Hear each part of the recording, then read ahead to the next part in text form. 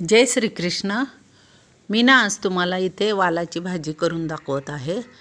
बघा कशी ग्रेव्हीवाली मस्त भाजी झाली आहे। त्याच्यासाठी काय काय साहित्य घेतले ते आपण पाहूया। आजकाल बाजारामध्ये वाल भरपूर प्रमाणात उपलब्ध आहेत। मग त्या शेंगा आणल्या होत्या, त्याचे सोलून वाल काढलेले आहेत बाजूला। त्याला 1-2 शिट्ट्या घेतल्या आहेत। तसेच कांदा टोमॅटो यांची ग्रेव्ही घेतली आहे।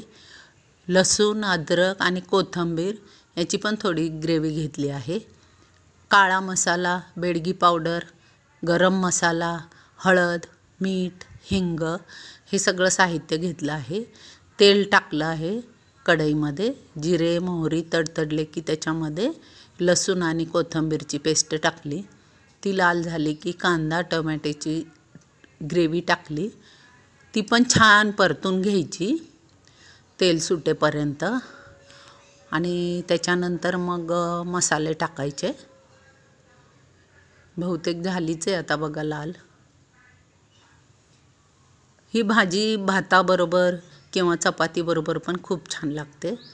सर्रास कोल्हापूर तसेच कोकणामध्ये भरपूर प्रमाणात करतात ही भाजी, छान लागते। तुम्ही पण करून बघा। आता मसाले टाकले आहेत, मीठ टाकलं आहे, छान परतून घ्यायचं आणि मग उकडलेले वाल त्याच्यामध्ये टाकायचे आणि ते पण थोडंसं परतून घ्यायचं। तुम्हाला उग्रसपणा थोडा वाटत असेल तर थोडंसं लिंबू पण पिळायचं त्याच्यावरती। मी तर नाही पिळत आहे कारण टोमॅटोची ग्रेव्ही घातलेली आहे।